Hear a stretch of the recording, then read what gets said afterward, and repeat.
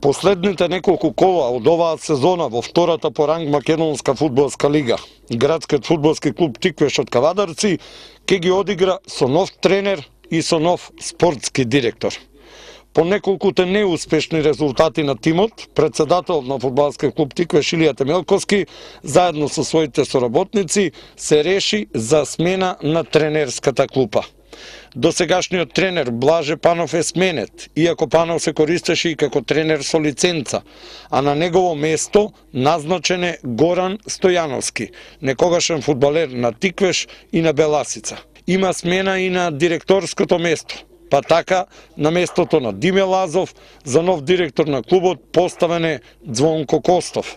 Новиот шеф на стручниот штаб Горан Стојановски ќе има задача да избори опстанок во второлигашкото друштво, опстанок кој е исто толку блиску колку и можноста да се остане на самото дно.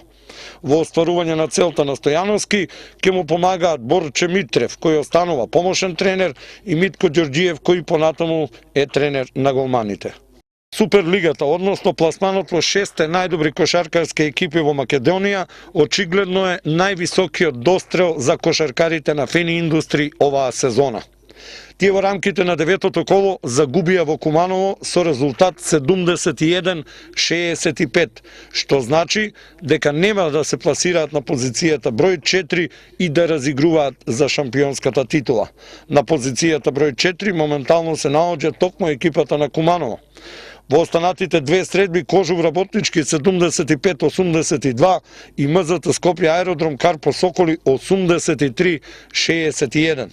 МЗТ со 17 бодови е убедливо прв, Карпо Соколи и Работнички имаат по 15, Куманово има 12, а Кожув и Фени по 11. Следното коло на програмата е овој викенд, поточно во сабота.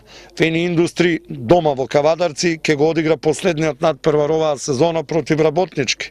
Карпо Соколи го пречекува Кожув, а Куманово на свој терен ќе игра со МЗТ Скопје.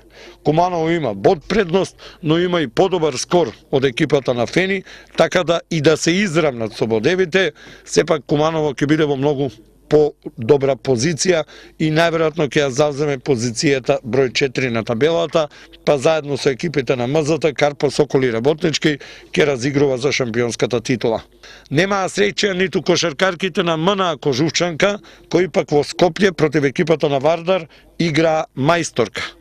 Мораме да споменеме дека нашите девојки има убав резултат, има 1-1 во меѓусебните дуели, но во мајсторката доживеа пораз вчера со резултат 66-51.